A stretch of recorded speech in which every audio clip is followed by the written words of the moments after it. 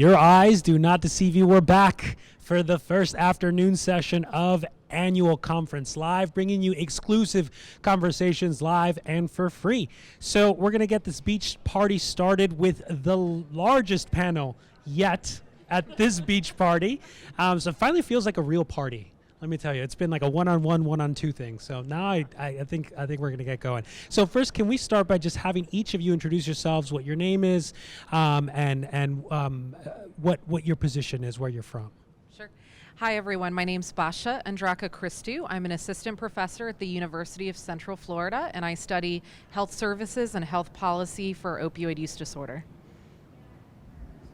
Hi, I'm Amy Huffer. I am a technical assistant specialist with the Safe Baby Court team here with 0 to 3.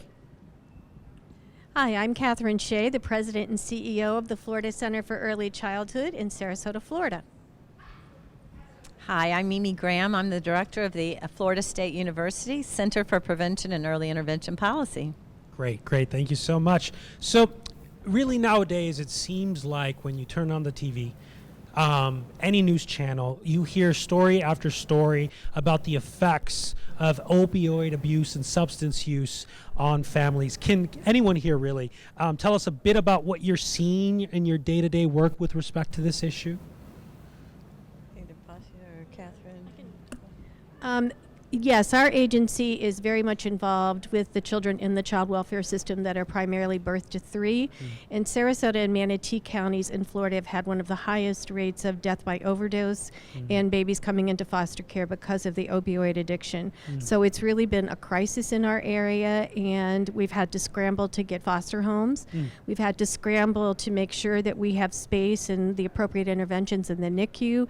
So it's really put an entire community in a state of crisis and needing to react. And for anyone that's been working with our infant toddler court program specifically, working with families dealing with substance abuse problems, can you tell our audience a little bit about how a science-based approach is being used to help these families work towards a better future? Sure. I think certainly we see those adverse childhood experiences, those ACEs played over and over and over again.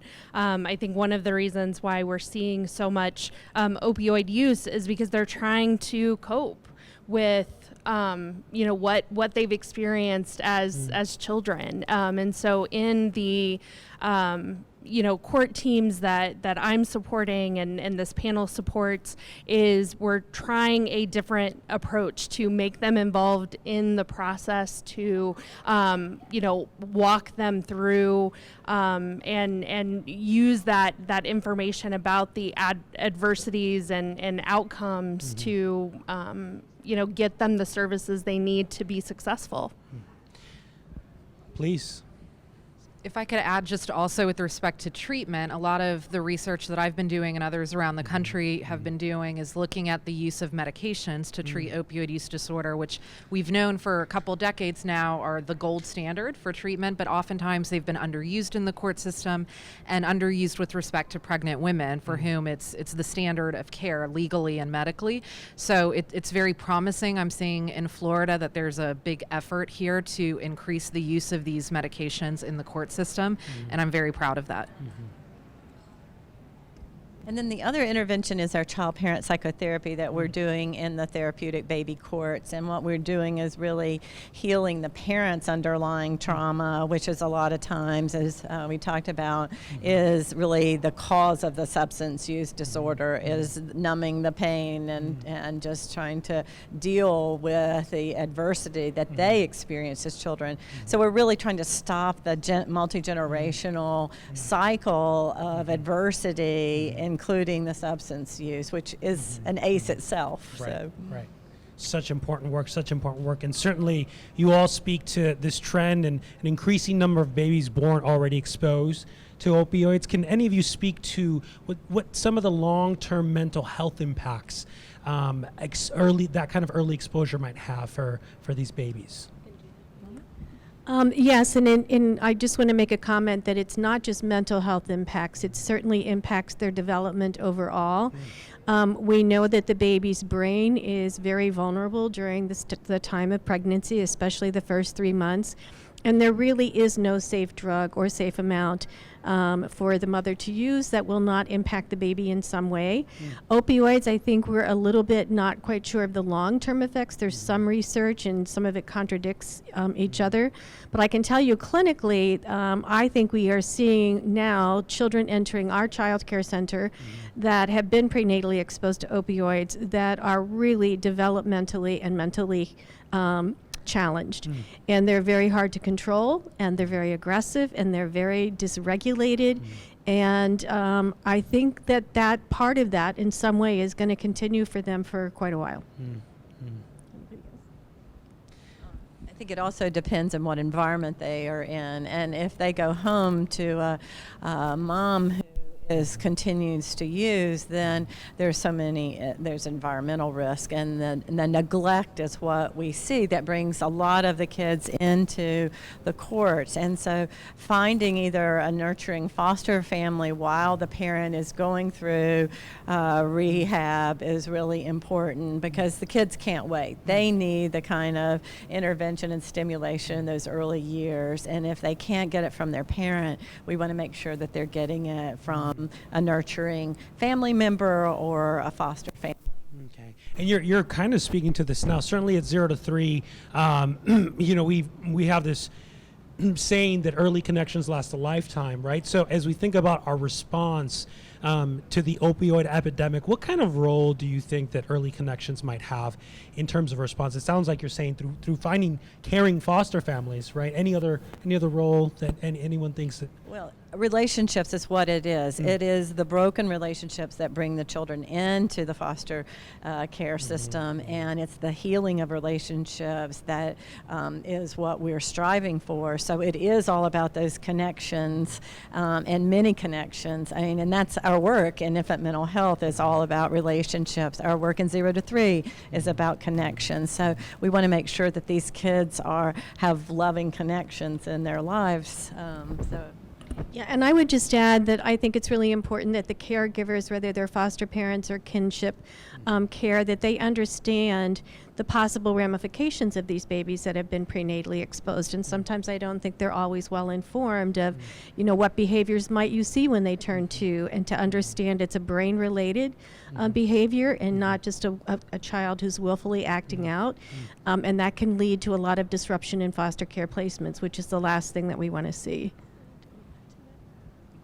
I would just add also that treatment of the mother is so important, not just for the obvious reasons that we think of, like death from overdose for her or physical harm to the child, but also the stability that it brings to the household. And we know that women who are in treatment, successfully retained in it, engaged in it, that they're more likely to have more stable households, have a house, have somewhere to live that's safe, not be in abusive relationships, and all of those factors affect the child, of course, who's in that household. So we have a lot of early childhood professionals here with us this week attending many of your talks, but also at home that are tuning in. Where can an early childhood professional today turn to for resources to help them in supporting families that are experiencing substance or opioid abuse? So from the treatment side, I like to recommend everywhere SAMHSA, the Substance Abuse and Mental Health Services Administration. They have a lot of excellent resources on their website. They're a federal agency that's been very active in the treatment side. I would say for the professional, making sure that the professional is taking care of themselves. So accessing reflective supervision or consultation, because watching these families suffer is hard work, and we carry that. It is about connections, it is about relationships, and part of that is the parallel process. And so we've got to kind of have our ducks in a row and be taking care of ourselves so we can walk with these families as they're struggling and succeeding. And I would say that a lot of communities such as ours is really very fortunate in having a lot of providers that are there to support the early educators.